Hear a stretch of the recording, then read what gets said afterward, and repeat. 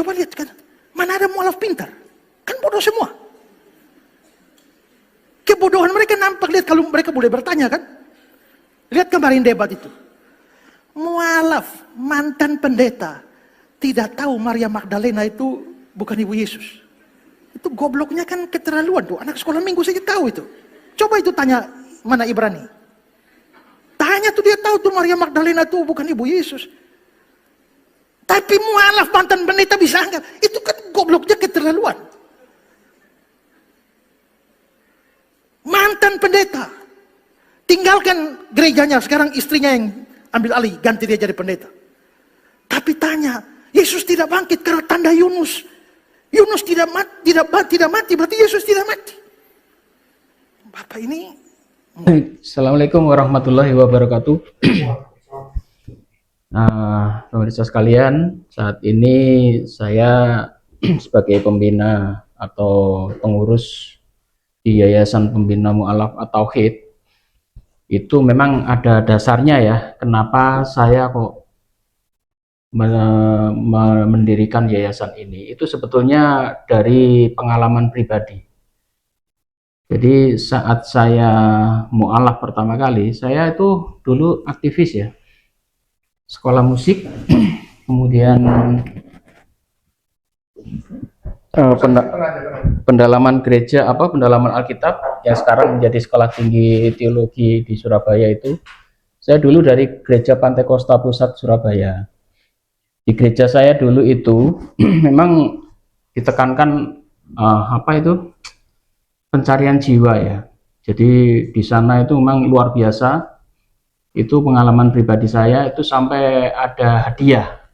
Jadi untuk orang-orang yang bisa membawa jiwa dengan bukti KTP kemudian sampai dibaptis, itu mereka mendapatkan reward.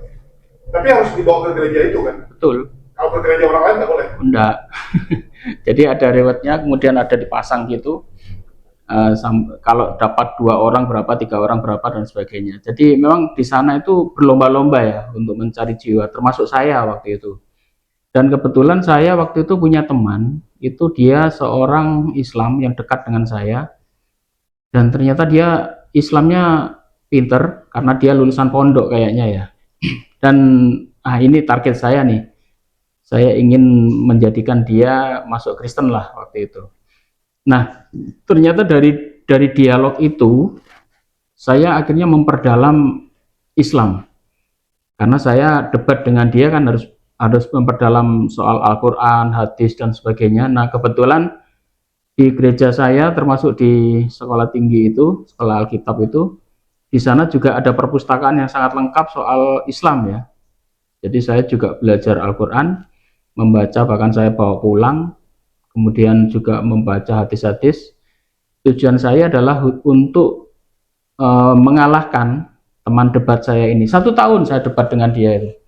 Dan dia debatnya memang tidak kasar ya, meladeni saya dengan baik, bahkan dengan tidak menghujat dan sebagainya. Nah, pada suatu hari akhirnya saya membaca bukunya karya Kiai Mudori ya, yang dari Sumeneb itu, yang dialog dengan Antonius Widuri ya. Nah, itu saya baca. Itu kan bagus bukunya itu. Kemudian karena saya pemahaman Alkitab saya memang sudah menguasai benar, begitu saya baca buku itu saya tiba-tiba kok down ya. Kenapa? Karena semua yang dikatakan oleh Kiai Mudori itu benar semua. Karena apa yang dia ucapkan, bahwasannya Yesus itu bukan Tuhan, Yesus tidak pernah mengaku sebagai Tuhan, dan sebagainya lah, banyak ayat-ayat disebutkan di sana. Itu memang saya akui betul bahwa itu memang seperti itu isinya. Nah, dari situ akhirnya saya bilang sama ke teman saya itu, hari Jumat itu, saya masih ingat, oke, saksikan di depan sampean, saya ingin bersahadat. Kaget dia, loh ini Edi yang kemarin debat saya terus-terusan sampai 1 tahun, tiba-tiba ingin bersahadat. Saya tidak mikir keluarga dan sebagainya, saya bersahadat di depan dia. Waktu itu saya masih kuliah ya, kuliah di Universitas di Surabaya ya, semester 2 mungkin waktu itu. Dan saya bersyahadat pun itu tanpa memakai apa ya, sertifikat segala macam. Pokoknya saya hanya disaksikan teman saya, kemudian ayo ajak bareng sholat Jumat. Nah, setelah saya sholat Jumat, saya Islam, baru kepikiran saya di rumah, wah ini gimana keluarga?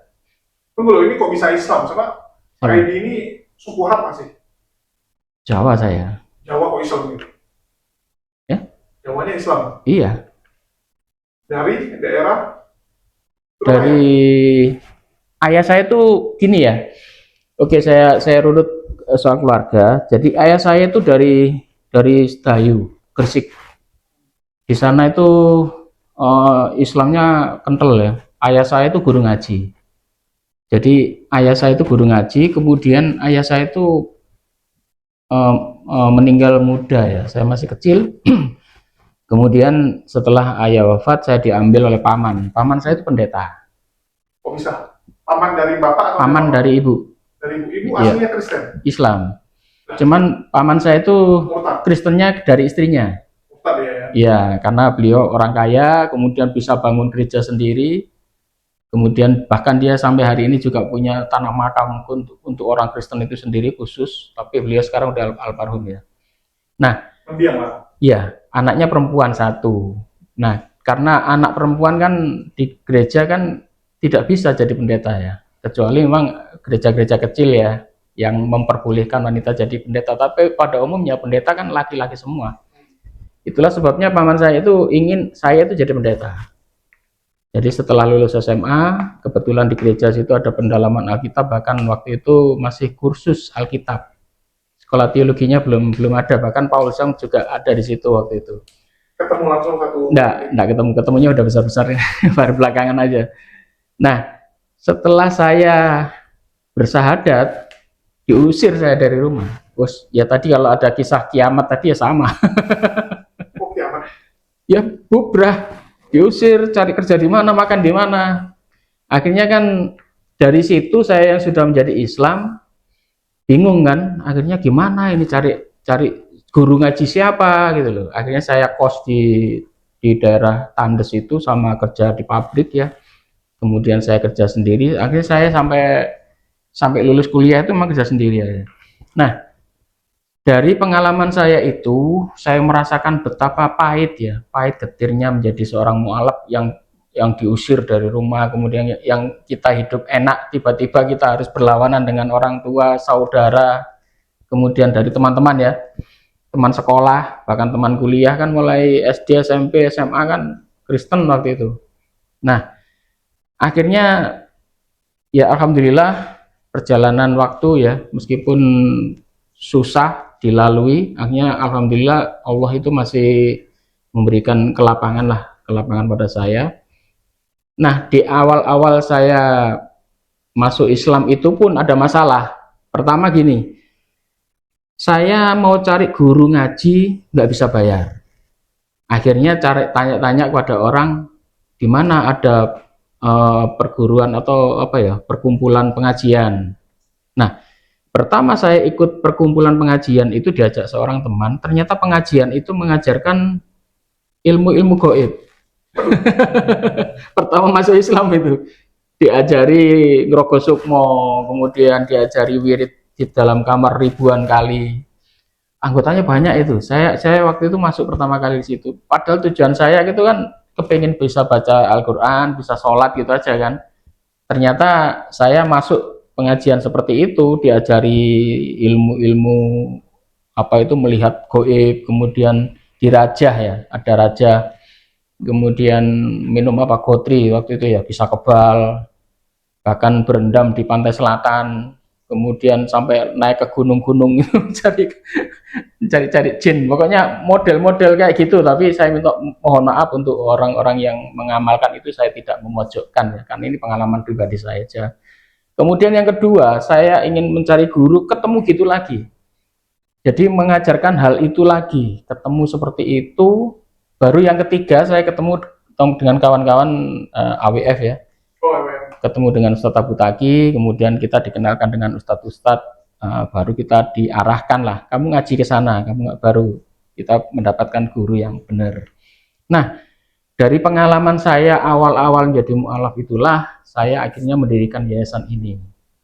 Saya sampai hari ini kita sudah mensadarkan banyak orang di sini, dan kita juga membina para mualaf, dan rata-rata pengalaman para mualaf tidak jauh berbeda dengan pengalaman saya dahulu.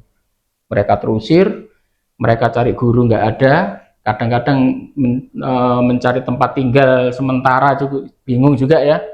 Makanya kita dengan teman-teman di Surabaya mendirikan yayasan ini, Yayasan Pembina Mualaf. Dan tahun berapa ya? Lupa saya. Mungkin 6 tahun yang lalu mungkin ya, sekitar 6 tahun yang lalu. Sama Prof Ali. Nah, Pak Ali bukan pendiri ya, Pak Ali belakangan kita masukkan. Dulu itu saya, Pak Han, kemudian Gus Imron, sebelum COVID kalau nggak salah. iya sebelum COVID ya, kemudian Aan itu ketua yayasan kami, Ustadz Bayan. Dulu sebetulnya teman-teman itu ketemu di Facebook. Jadi saya dulu begitu saya masuk Islam kan aktif, langsung masuk di Facebook itu, bukan Facebook malah pertama itu, milis, pakai email. Jadi debatnya pakai email dulu, masuk ke grup email, jadi debatnya lewat email, dan saya memulai perdebatan agama itu di situ. Saya begitu masuk Islam, hero saya kan masih semangat ya, saya menguasai Alkitab, dan ternyata saya berhadapan dengan teman-teman Kristen, ya terutama debater-debater lama itu Rudy Yohanes dan kawan-kawan. Kemudian masuk ke Facebook, kemudian ada YouTube berkembang sampai hari ini. Nah, itulah kenapa saya akhirnya memikirkan mendirikan yayasan seperti ini, berawal dari pengalaman saya pribadi. Banyak orang yang ingin setelah masuk Islam itu diajari cara ngaji, diajari cara sholat, kemudian diajari syariat-syariatnya dan sebagainya. Banyak ya orang yang hanya disadarkan tok kemudian ditinggal. Mereka bingung, terperosok-perosok seperti saya tadi itu, mencari guru-guru malah kejegur-kejegur seperti itu ya.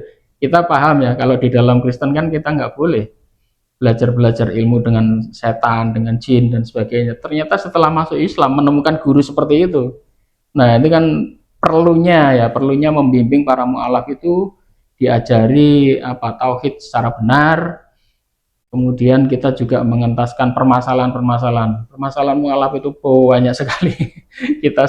kita banyak menemukan permasalahan mualaf itu bermacam-macam ya, baik dari itu karena dia dinikahi seorang pria Kristen, atau karena si wanitanya itu dibawa lari si pria, kemudian masuk Kristen dan sebagainya, ibunya kesini nangis-nangis.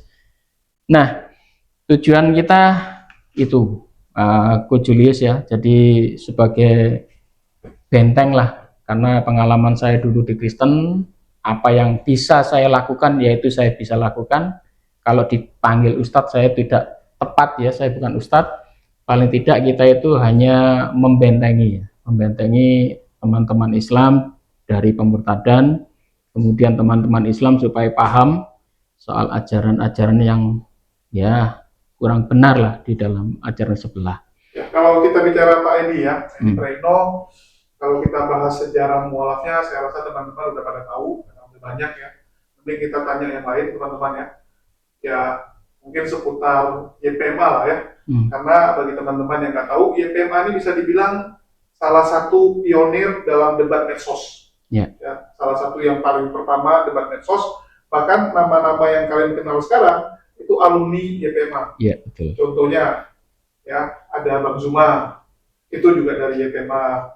Terus Uniriva, Nandar Bolo-Bolo Bala-Bala Bibi, ya. Terus Kodondi, Kores. Ya Kores. Nah Kores tuh dulu setiap hari sama Pak Hans, waduh, macam ini. Ustadz Tahta juga. Ayam sama induknya.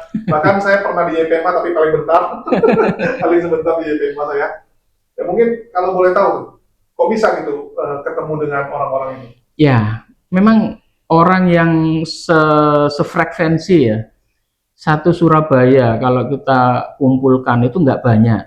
Makanya dulu saya ingin mengumpulkan siapa sih mereka-mereka yang senang dengan kristologi, itu agak susah memang. Jadi ketemu dengan mereka-mereka, akhirnya kita kumpul, kita urunan waktu itu untuk mendaftarkan yayasan ini ke notaris. Bahkan awal-awal kita bentuk itu kita nggak punya modal sama sekali, Jadi kemana-mana itu urunan. Bahkan kita waktu dakwah ke Malang Selatan itu urunan dengan uang sendiri. Kita membeli sapi, membeli kambing di sana untuk membantu warga di sana pun itu juga dari urunan pribadi. Waktu itu belum ada donatur ya. Kemudian baru besar itu waktu ada COVID. Ya, COVID, kemudian banyak orang di rumah, kita nggak bisa aktivitas keluar. Akhirnya kita mendiri debat pertama ya, debat pertama yang dikelola oleh Geraha Mu'alaf. Di situ kita pelopori ada moderator dan sebagainya, jadi debatnya itu teratur, tidak ngomong. Biasanya kita lihat orang debat kalau nggak ada moderator kan ngomongnya rebutan, nggak nyaman kalau dilihat. Dan ternyata karena waktu itu zaman COVID, orang masih banyak di rumah, dan akhirnya alhamdulillah banyak dukungan dari teman-teman debater. Akhirnya teman-teman itu mengusulkan, kok gini-gini aja, kita nggak punya tempat, kita nggak punya sekretariat. Akhirnya bagaimana kalau kita urunan lagi, tapi ditawarkan ke para donatur, kita akan membeli tanah, dan itu akan kita buat sekretariat. Oke, kita kumpul lagi di Surabaya, kemudian mereka berunding, beli tanah di mana? Di Surabaya mahal. Ada, di Jombang, di Wonosalam. Waktu itu tanahnya ditawarkan 6 hektar, dengan harga 200.000 per meternya, masih murah sekali. Nah, sekarang tanah di sana sudah hampir 2 juta 1 meternya, 1 juta setengah, karena banyak villa-villa didirikan ya. Dan alhamdulillah kita 6 hektar itu pun nggak bisa beli semua karena keterbatasan dana. Akhirnya kita bisa hanya beli sekitar 3 hektaran, yang sisanya itu sudah dibangun villa sekarang. Dan alhamdulillah masjidnya juga sudah jadi. Dan saat ini cabang dari yayasan ini sudah tersebar ya, banyak. Jadi ada di Kalimantan, di Papua, di Manado juga, kemudian di Kepulauan Riau dan sebagainya ya. Dan YPM di Manado itu sampai hari ini luar biasa yang mu'alaf. Bahkan pembina mu'alaf di Papua itu seorang wanita, ibu-ibu, umurnya sudah hampir 60, tapi perjuangannya luar biasa. Bahkan beliau mengatakan, wis umurku ini udah aku istilahnya wakafkan untuk, iya, dia jalan ke hutan-hutan untuk mengunjungi para mu'alaf. Itu katanya wis kalau ada apa-apa itu panah itu bisa sewaktu-waktu melesat katanya, tapi dia luar biasa jadi ke hutan-hutan sendirian. Dan di sana mu'alafnya luar biasa, bahkan saking banyaknya mu'alaf yang ada di Papua itu sampai dia diancam oleh orang-orang di sana, karena berkat kegigihan beliau itu orang-orang Kristen banyak yang masuk Islam. Ya, kalau kita bicara IPMA itulah sejarah singkatnya ya guys ya. Jadi kalau kalian lihat Bang Zuma, saya ingat ya, saya pertama join masih ada Bang Zuma, masih ada Nandar, ada Uni Rifa. Pas saya keluar, Nandar ikutan keluar. Aduh, ya itu sejarah dulu. Dan ya, sekarang saya lihat itu debater-debater muda juga luar biasa, dan banyak yayasan-yayasan baru bermunculan, dan giroh semangatnya juga tidak kalah besar dari YPM.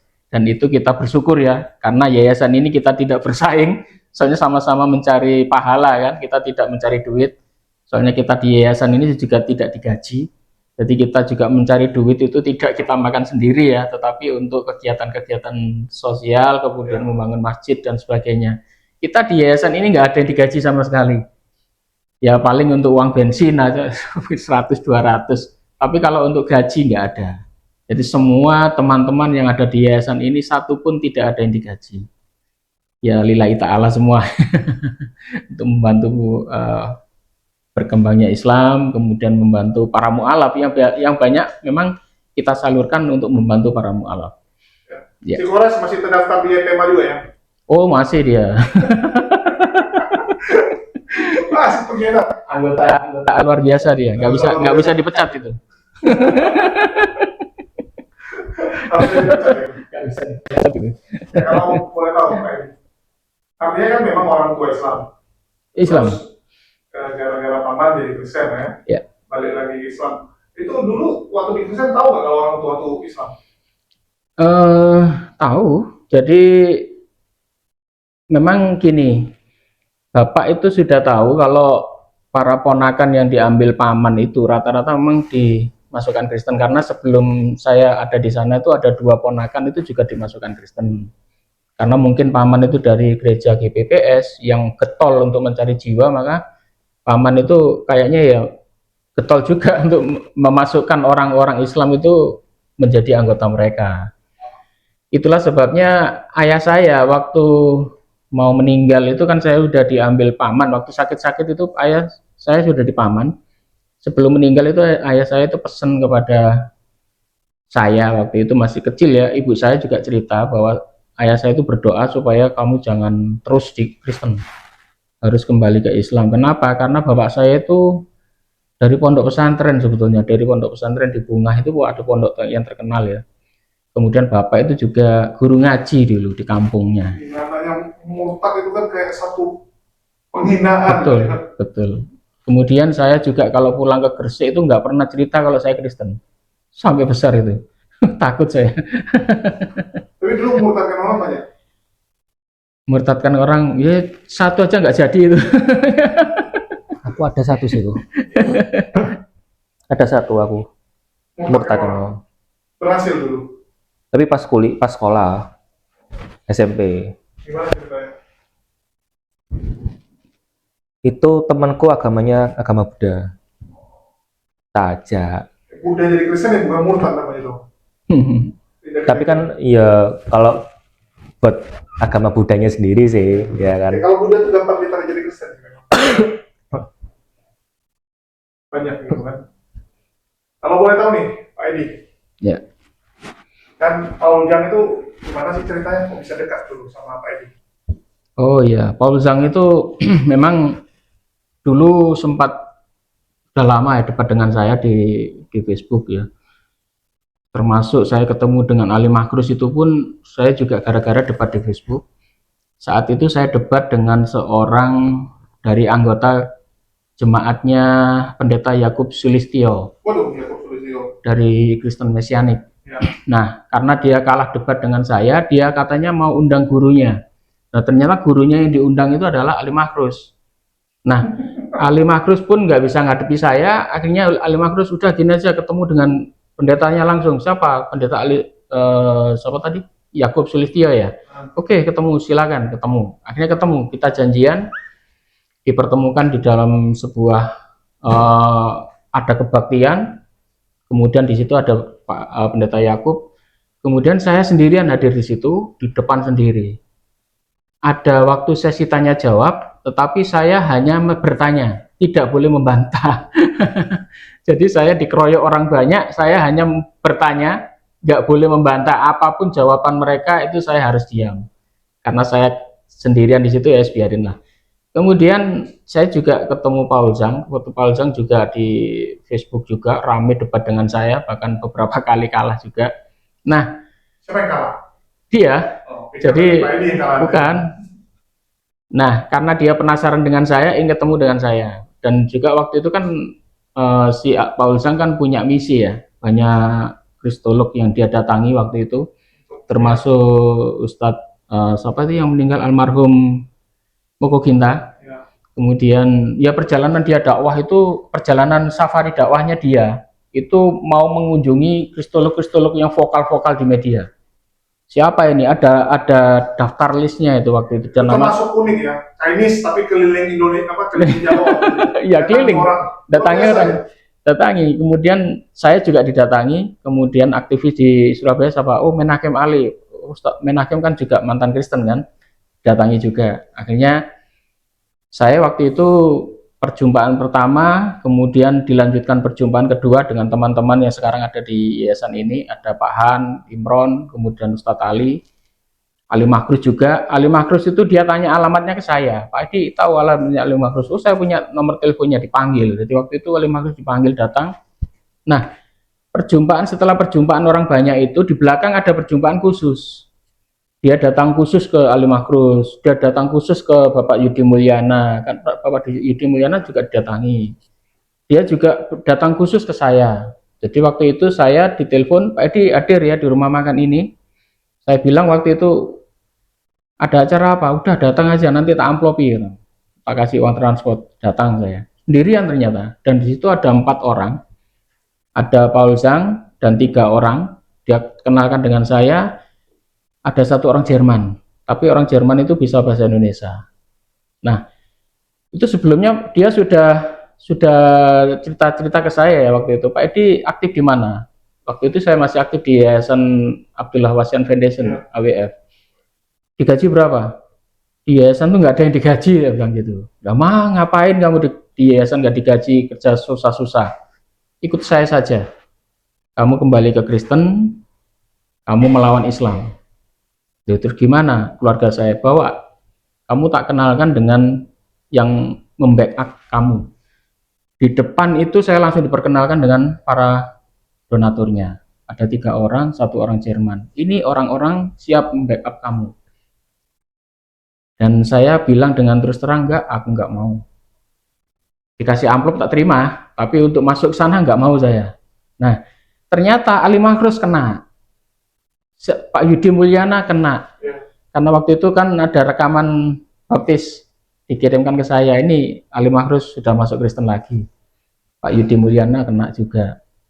Nah, koar-koarnya di sana bahkan waktu itu Ustadz almarhum Moko Ginta kan dikabarkan juga kena juga kan waktu itu rumornya kan waktu itu. Nah, seperti itu. Jadi kemudian sebulan setelah pertemuan itu Paul Zhang kan berangkat ke Jerman sampai hari ini itu. Dan Ali Makrus itu sudah mau terbang sebetulnya. Dia kan disuruh ke Bali dulu itu. Seperti kasusnya KC kan. KC juga ke Bali. KC itu juga rencananya pasti dia diterbangkan juga. Dan model-model seperti itu sekarang juga dilakukan. Kalau dulu dia teliti aktivis kristolog Islam siapa yang vokal di Facebook kan, di list nama-namanya. Karena dianggap kalau ini sampai pindah agama kan akan membuat geger dan Betul. mempengaruhi orang-orang. Nah, dan rata-rata orang-orang Islam yang kristolog itu kan mantan-mantan Kristen gitu loh. Disuruh balik ke Kristen lagi. Nah, sekarang kayaknya model itu diterapkan lagi terhadap teman-teman yang aktif menjadi debater di TikTok. Siapa ini debater-debater yang bisa direkrut? Nah, kayaknya model itu sekarang terulang. Modelnya terulang lagi. Sejarah tetap akan terulang sih. Betul. Cuman mungkin caranya yang agak beda. Beda. Dan rata-rata iming-imingnya ya duit. Sekarang daripada cari susah-susah duit, kamu kerja susah, udah tak bayar, berangkat. Kalau boleh tahu nggak sebut angka waktu?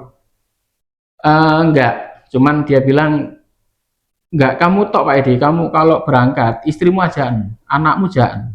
Terus di sana gimana? Gampang, nanti rumah tempat tinggal kita atur. Sampai segitu tawarannya. Ini ajak mana ke Jerman? Waktu itu Jerman. Karena waktu itu dia ngomong ke saya terus terang dia mau ke Jerman, tapi kan waktu itu transit dulu ya. Ke mana dulu itu? Nggak tahu ke mana terus larinya ke Jerman sampai hari ini. Ke Belanda sekarang dia. Terus sekarang Belanda ya? Ya dulu Jerman. Kalau boleh tahu tuh, kok sampai sekarang masih kayak istilahnya nggak benci dia sama saya? Pak Edi? Baik, Iya. sebetulnya hubungannya baik. Si Paul Jang. Yang lain dia benci kali. Apalagi saya. Kalau saya ditaruh harga sama dia. Seperti Rudy Yohanes juga sama. Sebetulnya dulu dengan saya kalau di Facebook debat terus Rudy Yohanes dengan saya, tapi ya karena debat saya kan nggak uraan ya. Ya jadi saya masih menjaga hubungan baik lah dengan mereka, termasuk Paul Zhang. Meskipun di dunia online itu debat seperti itu, waktu saya foto jejer dengan Paul Zhang, penggemar saya marah semua itu. Bahkan ngomong wis unsubscribe atau unfriend. Ngapain dekat-dekat dengan penghujat? Waktu itu penghujat kan Paul Zhang sama Rudy Yohanes. Gitu loh. Kalau sama Rudy Yohanes gara-gara di Facebook terus pernah ketemu? Rudy Yohanes itu takut karena waktu itu dia kan dikejar-kejar FPI kan. Iya, karena hujatannya luar biasa. Viral, terus dia dicari sama FPI. Nah, waktu itu rukunya juga dirusak, kemudian kabur. Dan pernah ke Surabaya itu Rudy Yohanes, tak telepon, ketemuan dengan saya Mas. Enggak Mas, takut aku digeruduk bolo-bolo mulu. Saya enggak seperti itulah, bilang. Cuman Paul Zhang orangnya kan berani, jadi bertemu nggak apa-apa lah, nggak mungkin digeruduk. Kita orang Muslim nggak main seperti itu. Tapi Rudy Yohanes nih, ya kalau sama Pak Edi nggak ada masalah dia. Nggak ada masalah. Kalau sama aku dia dulu kan dekat kan. Bahkan orang yang pertama ngucapin selamat waktu rumah anak teror siap saya. Oh. Kan jam yang dipakai di belakang jam dari aku kan. Oh. Kirim kan. Yang dia bilang, oh ini dari si Julius gitu. Oh, dipasang. Nah, tetapi kurang ajarnya dia, rupanya dia dendam. Jadi dia bilang, dia itu dendam gara-gara kebongkar rumah anak terornya. Dan sama seperti dia dendam sama Edi sekarang, alasannya itu dia nggak mau suatu saat di masa depan anaknya nanti dibully sama orang Kristen lain karena dianggap bapaknya tuh koruptor. Oh gitu. Dia takut anaknya yang jadi korban dibully. Itulah kenapa dia dendam tadi sama aku. Jadi waktu itu dia pernah WA juga, udahlah kita debat aja jangan bongkar-bongkar gitu kan. Iya. Sekarang terulang lagi sama Edis ya. Kan rahasianya dibongkar sama Edis lagi. Ya seperti itulah sebetulnya apa yang di dalam Al-Quran katakan bahwa orang Kristen itu nggak kompak, mereka selalu tercerai-berai itu ya sesuai fakta betul. Kita waktu di Kristen pun ngalami itu. Gereja satu dengan yang lain kan nggak kompak. Tapi kan dulu kan merasa gereja kita yang paling benar. Saya dulu kan tim musik ya. Saya tim musik itu kan pelayanan kemana-mana. Dulu saya digaji itu di gereja. Karena saya dulu bermain musik itu full timer ya. Full timer ya. Saya dulu kan masuk ke sekolah musik juga, jadi menguasai ya. Pernah suatu ketika ada kebaktian okumene ya. Okumene itu kan campuran. Nah, karena GPPS itu Pantai Kosta itu pujiannya semangat, ya semi rock kan, namanya anak muda kan. Saya waktu itu habis pimpin pujian dengan grup band saya. Kemudian yang naik itu dari pendeta Protestan, yang biasanya pujiannya kalem-kalem itu. Kita langsung diolok, wah itu pujian iblis katanya. Wah ini kok sama-sama Kristen kok seperti ini. Dan saya ngalami juga pendeta satu dengan pendeta lain. Padahal itu satu aliran, kadang-kadang ya cabang satu dengan cabang lain. Biasanya kalau ada orang pindah-pindah gereja gitu aja kan udah rame tuh. Udah pokoknya sering bertengkar lah soal rebutan jemaat kan, karena kita tahu rebutan domba. Karena kita tahu pendapatan pendeta kan dari situ. Kalau jemaatnya nggak ada kan perpuluhannya berkurang. Nah seperti itu. Kalau di YPMA sekarang nih, ya. Udah berapa sih total yang disyahadatkan? Kalau di Surabaya saja ya. Di Surabaya itu mungkin catatannya Pak Han itu sekitar 70 orang ya. Kalau di luar-luar wah ratusan ya. Kalau di total mungkin 1000 lebih sekarang. Iya, total mungkin ya. Iya. Tapi yang agak unik itu kayak contoh nih Paul. Paul ini kan bukan YPMA yang syahadatin kan? Oh iya nggak masalah. Jadi gini, untuk penampungan para mualaf di sini itu kita nggak melulu bahwa yang kita tolong itu yang kita syahadatkan, enggak.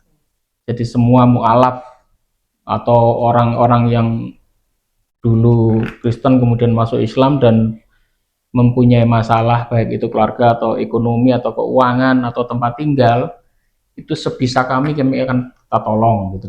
Apalagi itu kita juga punya tempat rumah singgah dan sebagainya. Dan rencana kita yang di Jombang itu pun rencananya juga akan kita bangun rumah singgah di sana, ya seperti apa ya, villa gitulah, villa penampungan untuk para mualaf.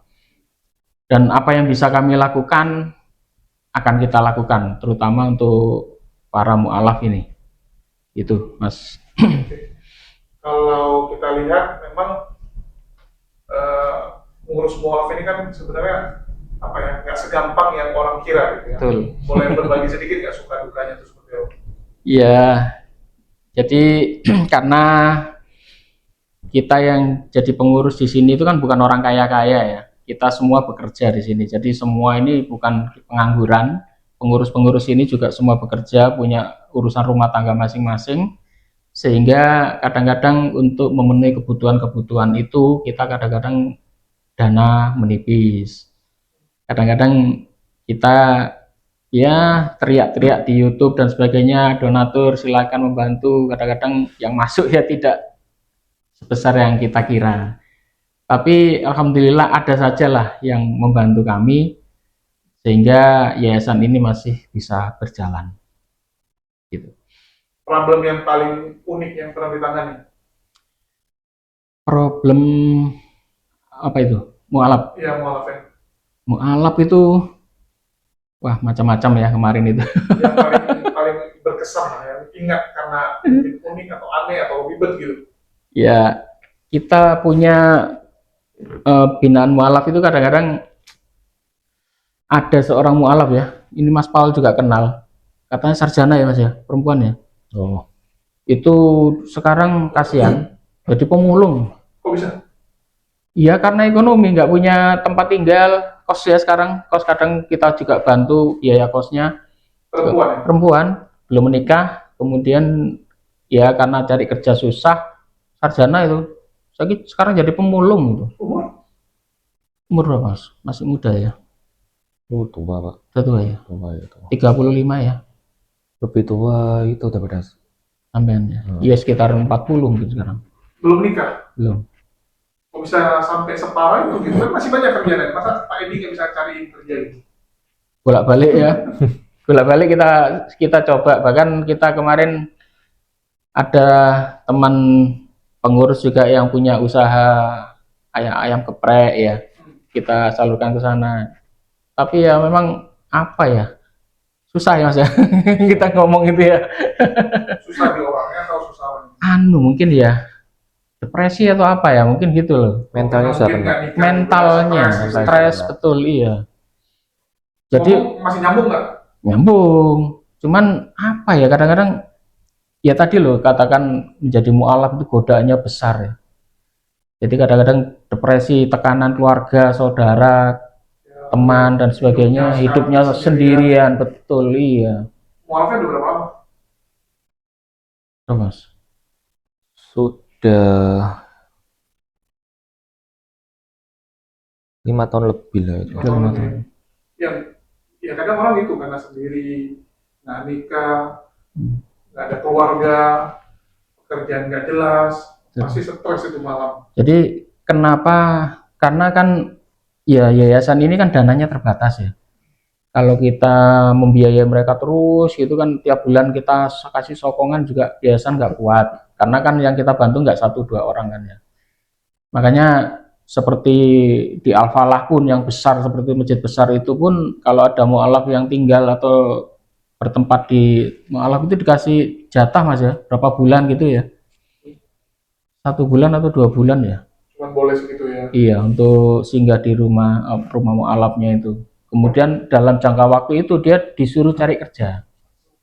Supaya nanti bisa keluar itu dia udah dapat kerjaan gitu, dapat Kalau penghasilan. ini nggak ada program untuk bantuan usaha gitu. Udah. Jadi kita dulu gini, untuk memberikan santunan biasanya untuk para mualaf kalau hanya uang itu biasanya habis. Betul. Nah, itu kemarin saya dengan Mas Paul sudah mencoba membukakan usaha. Jadi dibukakan seperti warung kopi, kita kasih modal, kemudian apa itu kemarin catering dan sebagainya. Kalau dikasih uang itu kan seperti kita ngasih ikan ya. Tapi kalau kita ngasih usaha itu seperti kita ngasih kail. Dia bisa cari duit sendiri dari situ.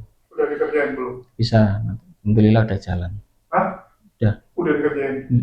Berapa orang yang jalan? Ya beberapa orang ya. Dan bahkan rencana kita kemarin tuh mau bikin gerobak ya Mas Wal ya. Gerobak untuk ayam geprek atau sekarang kan model kayak es teh itu loh yang ada gerobak-gerobak itu ya. Ya yang sepeda. Tidak, yang di pinggir jalan yang es teh yang ada kotaknya itu. Jadi iya itu bisa nanti kita usahakan seperti itu. Jadi mualaf itu kalau hanya dikasih duit percuma habis. Tapi harus disurvei bagus-bagus. Dulu aku kan ada buat juga ya gerakan ekonomi umat mandiri ya, mualaf mandiri. Waktu itu kan yang aku bantuin itu yang mualafnya Bang Juma di Makassar ya. Dari hanya beberapa yang berhasil lah. Betul. Terus yang di Jakarta kemarin ada tuh mualafnya Kododi, bantuin juga nggak jelas. Nggak jalan. Sekarang standnya jadi beban kan? Iya betul. Standnya kita titip ke tempat titip. Kotaknya itu. Iya kan standnya masih bagus. Ya maksud standnya baru kan. Kita taruh di tempat penitipan 250.000 setiap bulan aku keluar. Terus nanti pakai ini gimana nih gitu kan? Iya. Mau dipakai nggak ada yang mau kerjain. Mau dijual ya, orang umat punya duit bukan maksud ada duitku sih. Memang waktu kemarin aku nombok untuk buat aku nalangin duluan gitu. Cuman kan kata mau jual kasih siapa nggak tahu gitu kan. Dijual pasti jual murah ngapain gitu. Iya. Mau dipakai, waduh mana nih? Maksudnya kita kemarin mikir nyari mualaf lain yang mau ngerjain, tapi kan ya tahu sendiri lah ya. Iya. memang untuk apa ya, untuk usaha seperti jualan gitu kan tidak semua orang bisa gitu loh. Nggak Mentalnya belum tentu siap. betul, kadang-kadang kasih modal ya nggak jalan. Modal habis habis nggak jalan. Memang itu ya, suka duka kita itu. Ya, tapi aku kemarin udah bilang sih sama beberapa teman. Biasanya tuh mualaf yang udah punya tanggungan kayak contoh ya, udah punya anak, atau enggak dia memang udah ada rasa tanggung jawab itu lebih bagus dibandingkan dengan yang masih lajang, Masih lajang, yang istilahnya ya nggak cocok, cabut gitu kan. cabut. Kemarin tuh ada mualaf yang di Makassar yang kita bantu tuh, dia punya anak, ya punya suami sakit lagi, punya suami sakit dia harus urus, kakaknya juga Down syndrome, numpang sama dia, anaknya juga banyak, tapi rajin. Nah, kenapa kalau perempuan itu kan punya anak masih lebih mati-matian? Iya, ulet biasanya ya. Lebih berat gitu. Tapi ya tergantung orang ya harus disurvei bagus-bagus sih. Kalau enggak mati kita, karena uang-uangan nanti sembarangan kan kita yang dimaki gitu. Kemarin bahkan kita menolong seorang mualaf itu yang terusir istrinya mau melahirkan mas ya, operasi kemarin ya. Kemudian kita tampung di sini juga. Sekarang sudah dapat kerjaan, bahkan dia sudah bisa kos sendiri, akhirnya udah keluar dari sini. Kalau boleh tahu nih, ya PMA kan banyak sekali tuh yang ada kegiatan-kegiatan. Kok jarang kali di-upload di medsos? Pak Edi, tanggung jawab Anda. Iya, memang kelemahan kita itu di situ ya. Jadi kadang-kadang kita itu tidak punya tim khusus untuk dokumennya. Alatnya juga sederhana, pakai HP gitu, nggak kepikiran untuk yang kepikir. Kadang-kadang kita nggak kepikiran untuk padahal itu kan bahan promosi yang bagus. Iya. Kok tidak kita olah di situ? Memang Kenapa kekurangan. ya PMA Jakarta punya? Iya, iya, Apa ini pusatnya Surabaya tapi kalah sama Jakarta? kalah ini. Harus manajemennya harus diperbaiki lagi. Iya, betul. Ya karena kan ini ya, kalau nggak disounding, orang jadi nggak tahu bahwa ada kegiatan ini kan. Betul. Saya kadang di situ gitu. Padahal kita udah lakuin, tapi karena publisitasnya Kurang. orang jadi nggak tahu kita ada berbuat sesuatu. Iya, seperti kita mau lebaran itu kita juga sering bagi-bagi takjil ya, tapi nggak ada dokumen ya mas ya. Jadi nggak kita masukkan ke YouTube apa gitu. Iya. Tujuannya kan supaya ini ya, supaya memotivasi ya. Ya, kayak kemarin lah, aku habis dari Istiqlal belakang itu kan yang lain langsung jadi ikutan. Oh iya, backup Karena- itu. Ya kita terlepas lah niatnya apa ya. Tapi kan waktu melihat wah gitu gede kan, jadi semua pada ikutan nyerbu ke situ gitu. Betul. Kalau aku pikir ya bagus sih kita bukain jalan mereka lanjutin gitu. Walaupun terakhir entah masih diurusin gak ada apa-apa itu. Kabarnya gimana? Masih jalan terus itu ya? Di Istiqlal. Ya, Sirus Lulus masih jalan. Yang di Istiqlal itu ya? Memang diperbolehkan di situ ya? Gelandang kan, mau gimana? Oh gitu. Kalau petugas mau larang ya dikeroyok lah petugasnya kan. Orang karena orang susah. Ya. Orang butuh ekonomi kan ya, dibantu sembako soalnya ya. Nah, ada teman-teman kemarin lebih ngaco lagi. Nggak boleh ada Lubis di situ. Nanti kalau dia di situ kita apa ya? Kita usir gitu kan. Lalu aku bilang lu tes usir. Lu yang dipukulin sama warga sini. Mereka yang butuh kok dikasih sembako. Walaupun sesama muslim ya tetap aja lu yang dipukulin. Dia nggak butuh ayat, butuh uang. Ya, lapar kan? Iya lapar. Kapan hari saya juga dapat kiriman foto-foto penginjilan di Kalimas. Mereka Surabaya ada orang-orang gelandangan, tukang becak dan sebagainya itu dikasih amplop para penginjil. Biasanya yang aktif itu kan dari Saksi Yehova itu, yang keliling masuk-masuk ke kampung-kampung, ke gang-gang gitu. Kemudian teman itu saya tanya, terus ini kalau saya ke sana ngapain? Melarang. Oh mereka seneng kasih sembako. Jadi makanya kita harus orang Islam harusnya meniru mereka, nggak bisa asal melarang gitu nggak bisa. Harus turun ke sana bawa duit. Kita juga bagi-bagi sembako. Kita minimal penguatan akidah itu waktu kemarin kan Senin, Selasa, Rabu, Kamis udah ada orang. Ya kita masuk yang nggak ada masuk gitu kan. Ngapain dibentrokin? Toh mereka juga membantu saudara kita. Iya. Kalau mereka bisa bawa sembako, kita juga bawa gitu loh. Yang penting kan kita kuatin akidahnya aja. Iya. Jangan sampai murtad gara-gara itu. Ya. Itulah kemarin aku sama Kores bikin slogan gini, terima uangnya, tolak Tuhannya. Iya. Betul. Tuhannya yang ditolak. Iya. Soalnya kadang-kadang masalah ekonomi itu nggak mikir itu soalnya. Iya. Kemiskinan mendekatkan kepada kekufuran. Kekufuran betul. Ya, mungkin dari Pak Edi nih, tanggapannya melihat mualaf Paul. Ya, Untuk Mas Paul ini luar biasa ya. Saya tahu sendiri Mas Paul ini aktif ya di beberapa masjid di Al-Falah, kemudian di masjid apa kemarin Kemang Kuning, Masjid Rahmat, Masjid Rahmat. Kemudian Mas Paul ini juga aktif ikut kegiatan sosial seperti Bekam, kemudian apa untuk apa yang mengusir-ngusir setan itu Mas? setan. Apa itu namanya? Ruqyah. Ruqyah kan dekat dengan itu biasanya. Mas Paul ini juga aktif, jadi luar biasa ya. Mas Paul setelah masuk Islam, perjuangannya betul-betul bisa diacungi jempol, semangatnya luar biasa. Jadi saya ingin para mualaf itu seperti ini ya. Jangan seperti mualaf yang hanya cari amplop kemana-mana, ke masjid-masjid menipu dan sebagainya, kan banyak sekarang. Yang akhirnya yang kepotokan bahasa Indonesianya, yang jadi kena getahnya itu adalah mualaf yang benar-benar seperti ini, yang mau berjuang demi Islam, akhirnya jelek namanya hanya gara-gara ada mualaf yang keliling-keliling masjid, minta sumbangan lah, minta apa, dengan mengatasnamakan saya ingin bersahadat, padahal dia sudah bersahadat di tempat lain, keliling membawa KTP yang masih Kristen, pura-pura. Kenapa? Karena setelah bersahadat dia dapat amplop gitu loh. Iya, banyak. Nah itu Yang bikin rusak ya. rusak. Sekarang ini, tapi aku nggak tahu ya, apakah memang di pikiran dia itu sesuatu yang nggak salah. Karena gini, lu Kristen, lu nyamar jadi mualaf atau amplop, itu kan sebenarnya yang lu tipu bukan Islam ya, tapi Yesus yang lu tipu. Lu hianati Tuhan lu kan, karena iman dia masih Kristen. Masih Kristen, betul. Dia pikir, wah udahlah aku bohongin Islam gitu kan, orang Islam dianggap bodoh-bodoh gitu kan. Bermodalkan KTP Kristen, setelah bersahadat kan dapat amplop itu, tidak susah-susah cari kerja. Orang dia nyari masjid yang gede yang isinya orang-orang kaya gitu kan. Pasti Orang kayak gitu besar. mana mikir Tuhan orang itu. Ya lu nggak ada Tuhan, auto neraka gitu kan. Masih penting lu pilih Yesus gitu kan. Nggak, yang pindah-pindah itu loh, kan nggak mikir ada Tuhan itu. Ngawur kadang lihat orang gitu. Maksudnya ya lurus-lurus aja lah. Banyak ya sebetulnya seperti itu. Kadang-kadang makanya kalau ada orang yang ingin bersahadat di sini, kadang-kadang kita teliti dulu, ini bener nggak? Gitu. Jangan sampai setelah, kan kasus-kasus seperti itu banyak di Surabaya juga banyak. Dari teman-teman kan kita punya koneksi dengan yayasan-yayasan mualaf lain itu kan sering berbagi foto ya. Iya, ini siapa? Ini orang mengaku mualaf bener enggak? Gitu. Dan kita prihatin kalau ada orang model seperti itu. Ya. Tapi kalau cerita ini aku ingat Ishak dulu kan di sini. Oh iya.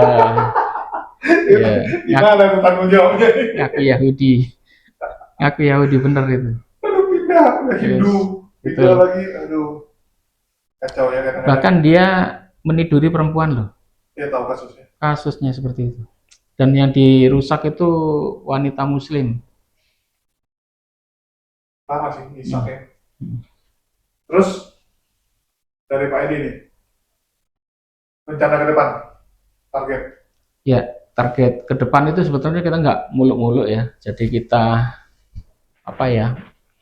bisa berkolaborasi dengan teman-teman yayasan-yayasan lain. Kemudian kita juga ingin lebih, pembinaan itu lebih sempurna lah. Sekarang saya masih menilai itu masih ya kurang sempurna dalam manajemen ya, untuk manajemen kita internal lah. Jadi kedepannya semoga yayasan kami ini semakin kuat, didukung oleh SDM yang unggul. Nanti ada yang muda-muda tuh biasanya pemikirannya lebih modern ya daripada yang sudah capek. Setiap zaman ada caranya. Ada aja. Ya, gitulah. Terus ada yang paling berkesan nih, Pak Edi, banyak orang komplain loh. Ingat nggak pernyataan Esra Soru yang bilang, oh ini mualaf bodoh-bodoh kan? Oh iya. Itu gimana tanggapannya? Iya, itu kan kasus itu kan waktu Pak Esra Soru debat di Surabaya kemarin dengan Pak Kainama. Ya. Nah, saya waktu itu bertanya bahwasanya yang disalibkan itu bukan Yesus. Apa yang disebutkan di dalam Al-Quran bahwa yang disalibkan itu bukan Yesus itu sebetulnya juga tercatat di dalam kitab 4 Injil itu. 4 Injil itu dengan tegas mengatakan bahwa ibunya, saudara-saudaranya, bahkan para murid-muridnya, itu ayatnya jelas mereka tidak mengenal dia. Betul. Bahkan ada satu ayat yang mengatakan Yesus memanggil itu dengan kata-kata ibu. Nah, dikiranya di ayat Yohanes itu si Esra Soru, saya tidak tahu, tidak bisa membedakan bahwa yang di Yohanes itu adalah Maria Magdalena. Saya tahu bahwa itu Maria Magdalena, tetapi ada panggilan ibu. Maria Magdalena datang itu bukan sendirian. Terbukti dari 4 Injil itu, kan beda-beda itu antara Matius, Markus, Lukas, Yohanes, yang pagi-pagi datang ke sana itu siapa saja. Ya.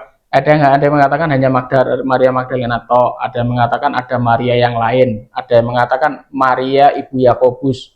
Maria ibu Yakobus itu ya Maria ibunya Yesus. Karena Yesus punya saudara Yakobus kan? Saudara tiri. Nah, kalau dari 4 Injil itu digabung, berarti yang datang itu sekitar 5 atau 6 orang.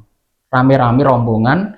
Kemudian mereka nggak kenal siapa itu. Mereka mengira bahwa itu adalah tukang taman, tukang kebun. Bahkan suaranya pun mereka nggak kenal. Ya, aneh ya. Aneh. Jangan kan tuh, Pak Edi telepon saya pakai nomor baru pun saya tahu ini Tahu, gitu. iya betul. Apalagi ini murid terdekatnya loh. Apalagi Maria Magdalena itu di beberapa karangan-karangan kontemporer itu mengatakan itu istri Yesus loh. Berarti kan orang yang paling dekat kemana-mana Yesus itu diikuti oleh Maria Magdalena dengan ibunya. Bahkan waktu itu Yesus menoleh, dia memanggil ibu. Berarti mungkin di sebelahnya Maria Magdalena itu ada ibunya di situ. Nah, karena yang diambil surat oleh Esra Soru adalah kitab Yohanes, dia olok-olok saya bahwa kamu nggak tahu bahwa itu adalah Maria Magdalena. Sebetulnya saya mau menjawab, tapi karena waktu ya, karena saya di situ adalah hanya bertanya, tidak ada kesempatan saya untuk menjelaskan, sehingga saya seakan-akan dibantai oleh Esra Soru bahwa saya nggak ngerti. Karena waktu itu saya izin mau ngomong lagi udah dekat sama moderator, nggak boleh, gitu loh. Karena itu diungkit-ungkit sama dia di gereja dia. Maria, ada mualaf goblok nggak ngerti, nggak bisa membedakan Maria Magdalena katanya. Aduh, saya sebetulnya mau ngomong itu di 4 Injil itu sebetulnya yang datang pagi-pagi itu siapa saja, dikumpulin nanti. Ada Maria Magdalena, ada Maria ibu Yakobus, ada Maria yang lain gitu loh. Jadi kalau diambil ke semuanya, kan orang-orang Kristen kan gitu. Kok nggak sama antara ini dengan itu? Oh, ayat ini saling melengkapi kan? Mereka selalu beranggapan seperti itu. Kenapa di Matius beda dengan di Markus? Kenapa beda dengan di Lukas? Oh, itu saling melengkapi karena manuskripnya ketemuannya itu. Nah, kalau alasan itu dipakai, saya juga bisa dikumpulkan siapa ibu-ibu yang datang di pagi hari itu. Dikumpulkanlah ketemu 6 orang. Kan ada ibu Yesus di situ. Siapa yang dipanggil ibu? Maria Magdalena nggak pernah dipanggil ibu. Gitu. Gitu. Dan sedikit nih, aku pengen tahu nih pandangan dari Pak Edi lah sebagai salah satu yang paling senior melihat dinamika debat sekarang. Kira-kira lebih baikkah atau bagaimanakah atau ada yang harus diubah sebenarnya? Iya. Dunia debat itu kan masuk ke dunia media massa. Saya dulu kuliah di jurnalistik. Jadi saya ngerti hukum-hukum jurnalistik. Dulu orang memberitakan sebuah berita kalau tidak punya izin resmi ya, itu kan nggak boleh. Sekarang orang bisa bikin YouTube, bisa bikin channel berita, bahkan bisa bikin website berita tanpa izin. Dan mereka seakan-akan dia ngomong di depan orang di media atau ngomong di masyarakat itu tidak ada ancaman hukuman gitu loh. Mereka kadang-kadang bebas, kadang-kadang terlalu los. Dulu kita ingat ya, kalau di media itu ada yang namanya kita nggak boleh ngomongin masalah sara, suku, agama, ras, dan antar golongan. Itu dulu kalau kita jadi wartawan, sara itu dipegang hati-hati. Jadi ngomongin agama orang lain itu nggak boleh, menyinggung masalah ras juga hati-hati dan sebagainya. Sekarang kita lihat di YouTube, di TikTok yang sekarang ini bisa dinikmati oleh masyarakat luas, orang itu menghina kadang-kadang kan sudah keterlaluan. Akhirnya kita lihat baik itu orang Muslim, baik itu orang Kristen, banyak yang sudah dilaporkan. Bahkan ada sebagian sudah masuk penjara. Nah, untuk rekan-rekan Muslim, saya ingatkan bahwasanya tujuan kita itu dakwah ya. Dakwah itu tidak harus dengan kata-kata yang kasar. Dulu saya waktu debat dengan teman saya, kalau teman saya ngomongnya kasar, mungkin sampai hari ini saya masih Kristen. Debat itu sampaikan dengan lemah lembut. Kalau mereka nggak percaya atau nggak sesuai dengan keinginan kita, ya udah lepas. Kadang-kadang teman-teman itu kalau sudah berdebat itu seperti naik ke ring tinju. Harus ada yang menang, harus ada yang kalah. Pokoknya saya harus menang. Pokoknya kamu kalah. Nah, itu. Akhirnya esensi debat itu hilang. Akhirnya yang muncul itu ego gitu loh. Makanya ada sahabat dulu. Sahabat itu pernah diludahi. Musuhnya udah mau dipenggal. Nah, diludahi, dia lepas itu musuhnya loh. Kenapa dilepas? Karena kalau saya bunuh ini orang, yang main itu emosi saya katanya. Saya bukan atas nama agama lagi gitu loh, emosi yang main. Jadi kita sebagai terutama apologet, terutama untuk teman-teman yang masih muda-muda yang semangatnya luar biasa boleh, tapi niatkan debat itu adalah untuk siar gitu loh. Jadi supaya apa? Supaya kita menyampaikan agama Islam itu tidak selalu dicap bahwa Islam itu agama arogan, agama yang keras. Oh iya, kamu mayoritas bisa berwenang, bisa bertindak sewenang-wenang dan sebagainya. Akhirnya disudutkan siapa? Islam sendiri disudutkan. Akhirnya itu juga merugikan umat Islam secara keseluruhan. Jadi saya ingin serukan kepada teman-teman, jangan sampai ada lagi yang masuk penjara, jangan ada lagi ya gesekan ya. Yang terutama yang bahasa itu, yang bahaya itu kan gesekan sosial itu. Makanya kalau dulu di zaman media-media yang harus ada izin, kalau bahas masalah itu bisa dicabut izinnya. Nah saat ini kalau orang sudah bikin channel, bikin YouTube, bikin TikTok kan susah. Satu YouTube ditutup dia bisa bikin lagi, tetapi dampaknya kepada masyarakat itu luar biasa. Gesekan kalau sudah masalah agama, ngeri ya. Kita sudah banyak contoh di negara-negara lain bagaimana ngerinya kalau sudah terjadi gesekan terutama soal agama. Jadi semoga di Indonesia ini tidak sampai terjadi seperti itu, meskipun sekarang dimunculkan provokasi-provokasi baru seperti Rudianus, Saifuddin Ibrahim, kemudian si Edis, Sopiatul, apalagi yang di Amerika itu kan banyak ya. Nah, kita jangan sampai terpancing karena mereka memang diciptakan untuk itu, untuk merusak Islam. Jadi Islam harus tampil elegan, kita nggak usah ketrigel, terpancing, apalagi emosi, sama-sama menghujat. Banyak sekali kita sering dulu mengingatkan teman-teman ya, jangan hujat Yesus, dia bilang Yesus dan Isa itu beda. Nah itu kan repot, karena di Islam kita ketahui hanya Nabi Isa, sedangkan Yesus itu bukan Isa, sehingga saya kalau menghina Yesus itu tidak apa-apa. Nah itu yang perlu kita beri penyadaran lah pada rekan-rekan semua, jangan sampai hal itu terjadi. Gitu. Mantap, makasih buat ini. Kembali ke Paul nih. Mas Paul kan sedang ada dibina oleh YPMA ya sekarang ya. Salah satu tempat pembinaan mualaf yang kita tahu kemampuan kristologinya juga luar biasa.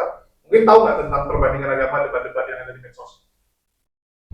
Kalau di medsos tahu. Tahu, nonton juga. Nggak tertarik untuk terjun juga, apalagi kan langsung di sini bisa belajar langsung sama Pak Hans, bisa sama Pak Edi gitu kan. Saya sudah izin dulu ke Pak Edi sama Pak Han, ya ikut dulu karena mama masih hidup, nggak berani saya. sempat ditawari atau apa?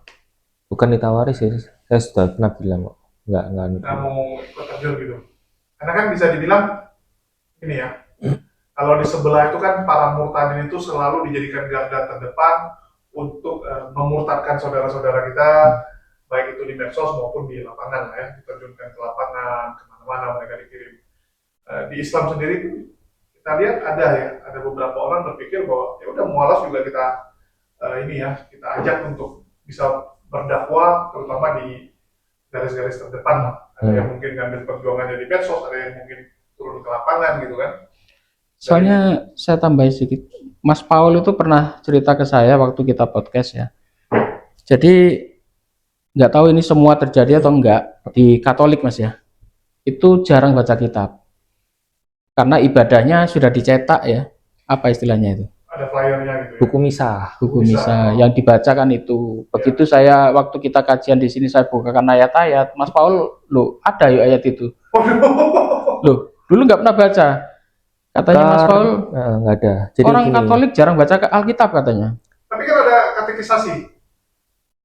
Pendalaman. jadi gini, kalau di Katolik itu beda sama di Kristen. Misalnya Katolik sama Kristen itu beda banget. Betul. Ya, Protestan nggak bisa. Sebutannya perjamuan mungkin ya kalau. Nah, tapi itu kan sama-sama, kalau buat saya pribadi ya sama-sama ibadat lah ya kan. Ibadatnya Katolik itu lebih fokus dengan Tradisinya. penjabaran ayat untuk sosial. Hmm. Kehidupan sehari-hari itu gimana, seperti itu. Jadi penekanannya pun tidak per ayat. Jadi Romo tuh hanya ngambil satu ayat terus dijabarkan kayak gini. Itu untuk sekali misa. Jadi hari Sabtu malam misalnya kayak gini, paginya tuh ada kemungkinan beda nanti cara penjabarannya. Sudah dicetak gitu ya. Bukunya ya, jadi apa yang dibaca itu sudah ada. Apa yang dinyanyikan sudah ada. Kalau di Kristen, kalau saya lihat itu kan langsung secara spontanitas. Buka Pendetanya Alkitab. itu langsung. Dan juga lah, belajar dulu lah dia. Enggak, maksudnya dalam dia untuk menyampaikan gitu. Sedangkan kalau di Katolik enggak, sudah ada buku misalnya itu langsung. Tinggal baca itu tok gitu ya. Tapi kan balik lagi ke jemaatnya kan. Katolik juga banyak yang memperdalam gitu. Artinya waktu Ko Paul di situ nggak pernah katam Bible gitu. Mau sampai sekarang, dari dulu sampai sekarang pun sifatnya orang Katolik masih tetap sama. Tidak terlalu frontal. Kalau orang Katolik loh ya. Betul. Jarang tampil ya. Protestan Jarang. Artinya baru tahu beberapa ayat setelah di sini tentang kekristenan. Nah, Ya kan kesempatan sih bisa belajar gitu kan, apalagi tinggalnya di sini gitu kan, lebih enak belajar dibandingkan kalau belajarnya itu online gitu kan. Oke. Jadi ya lebih bagus juga sih ya. Mualaf fokusnya belajar Islam dulu ya. Jangan terlalu mau ikut debat gitu. Malah kalau mau pelayanan lebih cocok di lapangan sih. Di lapangan mungkin ikut bakti sosial, ikut yang memperkenalkan Islam kepada orang-orang Kristen. Gitu. Mas Paul ini aktif di lapangan ini. Kalau ada orang mualaf kesusahan, Mas Paul cepat didatangi. mualaf itu sebaiknya jangan terlalu banyak kasih tampil. Kalau buat saya pribadi.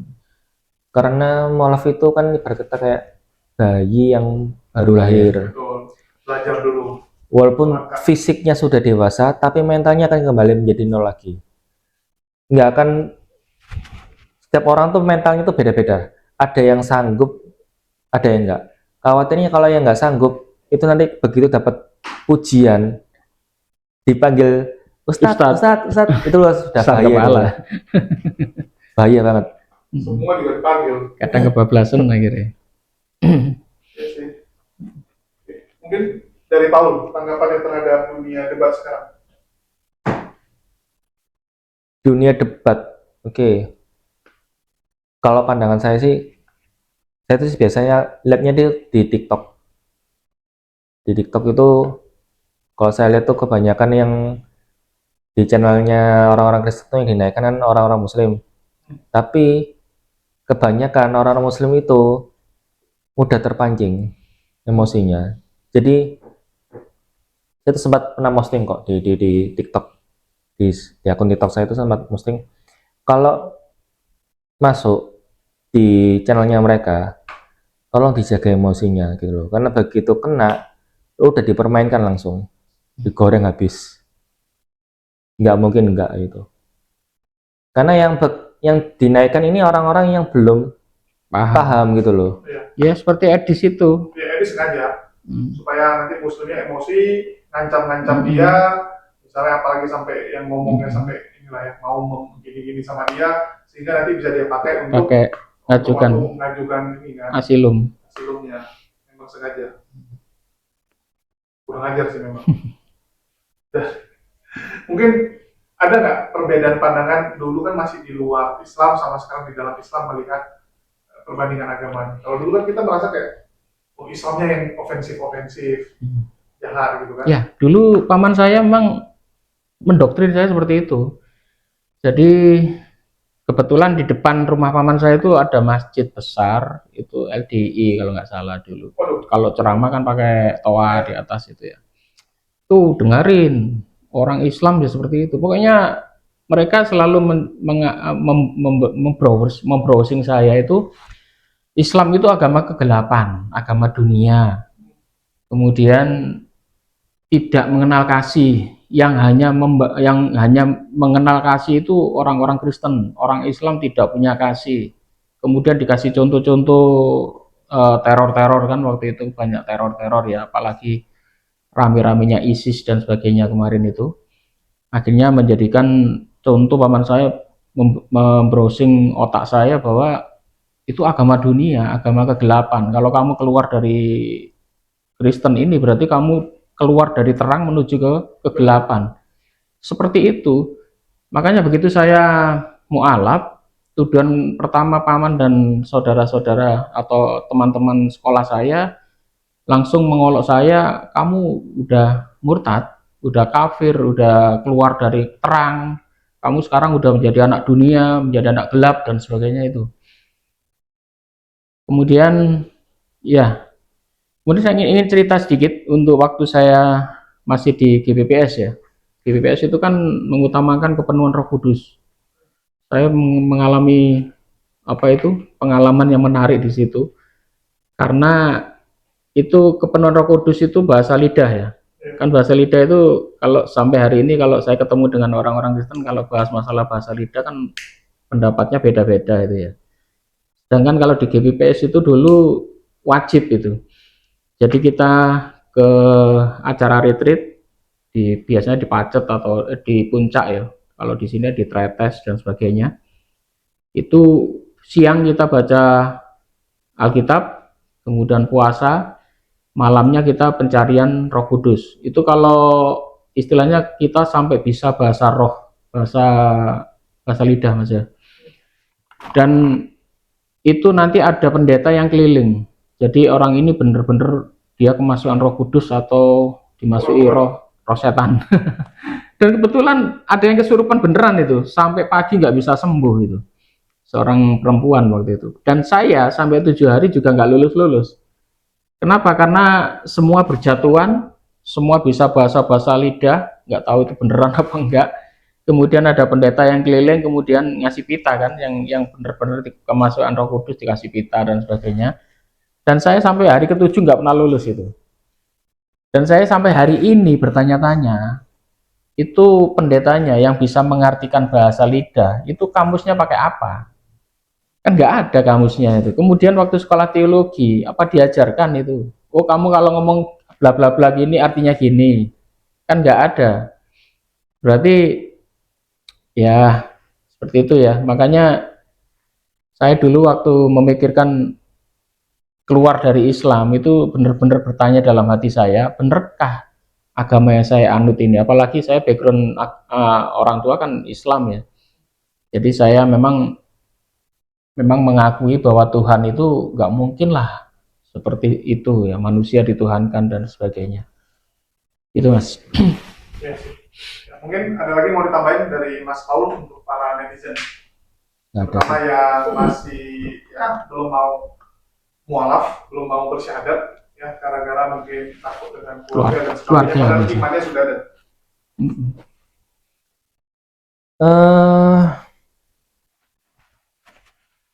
Kuatkan iman aja lah kalau buat saya, yakin aja seperti itu. Terkadang yang di depan tuh tidak semenakutkan apa yang kita bayangkan. Yakin saja, Allah tuh akan mendengar kok. Allah akan turun tangan langsung. Turun tangan langsung. Tiada suatu kebetulan bagi Allah. Itu kok gak jadi kayak Kristen? Jadi mustahil. Tiada mustahil bagi Tuhan. Dari Pak Edi mungkin ada tambahan untuk penutup? Udah cukup. Ya, sekian dari kami. Makasih nih buat teman-teman semua yang udah nyimak dan mendukung channel ini. Makasih buat semuanya. Akhir kata saya ucapkan wassalamualaikum warahmatullahi wabarakatuh. Sampai jumpa di lain kesempatan. Waalaikumsalam. Lupa gak